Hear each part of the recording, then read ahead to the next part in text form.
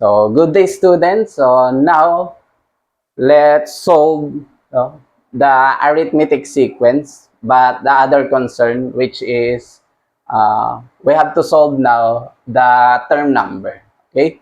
So, usually kasi ang alam lang ng mga students is to find the a sub n. No? Or, for example, what is the 13th term of this sequence? No? Inaalam kung ano yung term na yon or yung number doon sa 13th term or sa 20th term. Okay?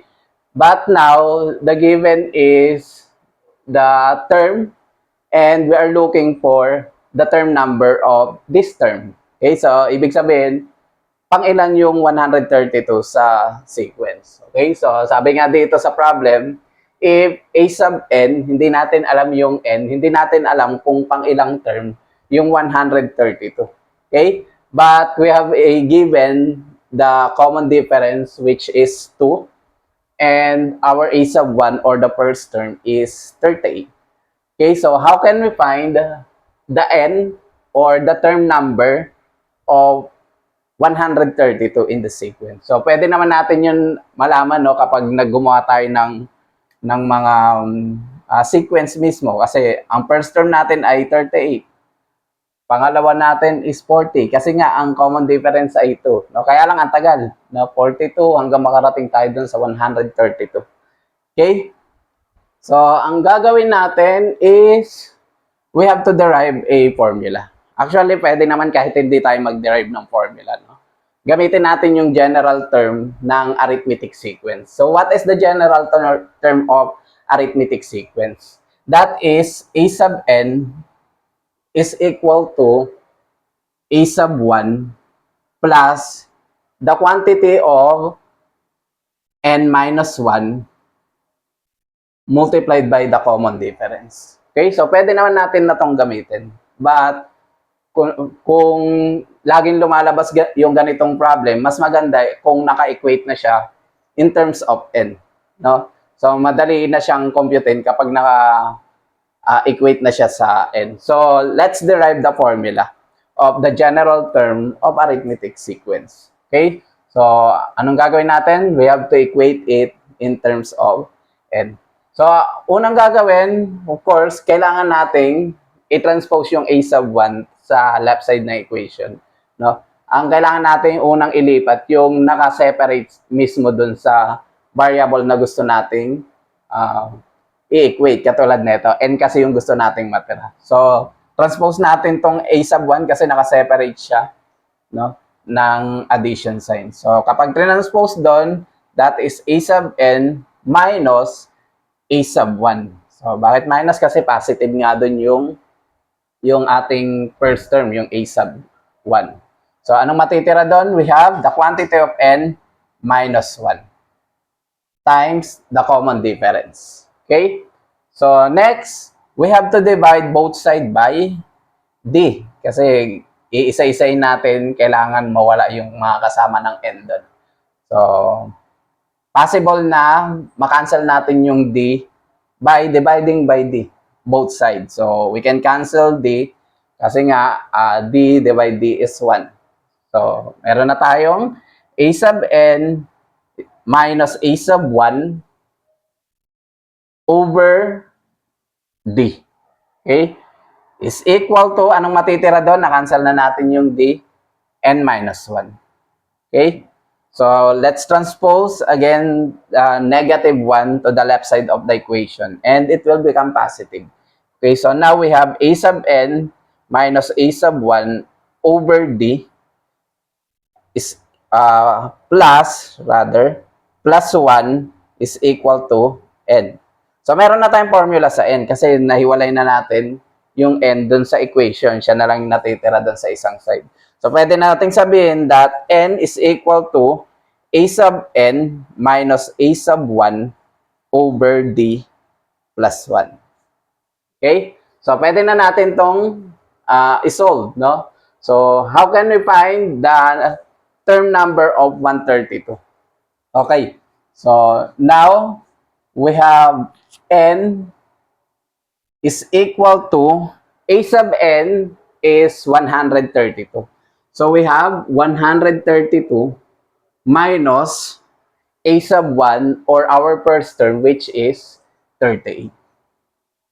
38 over our D. Ano yung common difference? 2. So we have over 2 plus 1. Okay? So our N is equal to, so ano muna natin? Perform muna natin to. We have 132 minus 38. Ilan yun? 132 minus 38. Pag binawasan natin ng 32 yung 38, 6. 6. So 100 minus 6 is 94. So we have 94 over 2. Okay? Plus 1. So our N is equal to 94 divided 2 is 47 plus 1. Okay? So 47 plus 1, we have 48. So ibig sabihin, pang 48 term, yung 132 sa sequence. Okay? So let's check no or justify if N is 48. Okay? So anong gagawin natin? Gamitin natin yung general form or general formula or term doon sa arithmetic sequence. Okay? So A sub N, we know that the A sub N is 132. Okay? So gamitin natin yung formula na yon. Dapat 132 yung ating masasagot. Okay? So A sub N is equal to A sub 1. What is our A sub 1? Our first term is 38. Plus N, ano yung N natin? Yung nakuha natin yung 48. Justify natin na tama yung 48. We have 48 minus 1 multiplied by the common difference. So what is common difference? That is 2. So we have 2. Okay? So A sub N is equal to, alamin natin yung ano, kasi nga A sub N, yung N natin 48. So, alamin natin na pang 48 yan. Okay? Basta A sub N to. No? So we have 38 plus 48 minus 1 is 47 multiplied by 2. Okay, so A sub 48 is equal to 38 plus, if we multiply 47 times 2, so we have 94. So our A sub 48 is equal to 38 minus plus 94. 30 plus 90 is 120. 8 plus 4 is 132. 132. So tama, 132 nga. No? Ibig sabihin, yung N natin ay equal talaga sa 48. Okay? So, ganun lang magsagot ng mga problems sa arithmetic sequence. No? For example, ang hinahanap A sub 1, pwede rin kayong mag-derive ng formula. No? So, madali lang na mag-derive ng formula. At pwede rin natin gamitin actually ito kahit di kayo mag-derive ng formula. So, try nga natin. No? So, A sub N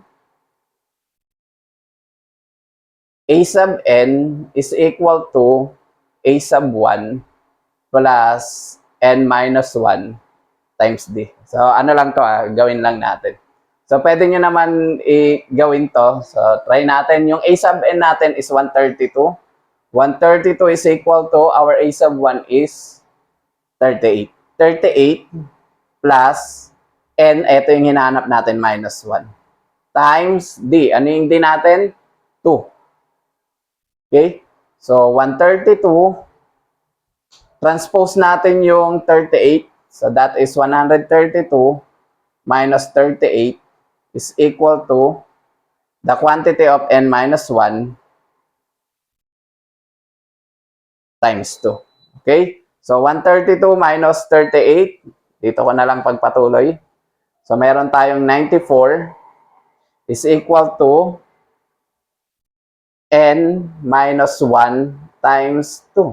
So, pwede natin i-divide yan by 2 both sides. So, maka-cancel yung 2. Meron tayo ngayong 47.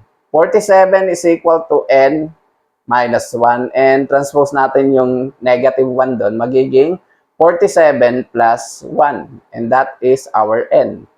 So, our n is equal to 47 plus 1 is 48. O, same pa rin, no? Pwede naman natin gamitin yun. Pero mas maganda kung nakaderive na yung formula. No? Kung nakaganito na, where's our formula? Eto. Okay? Kasi papalit-palit na lang natin no, dito yung mga given. Okay? And that's it. Thank you for watching.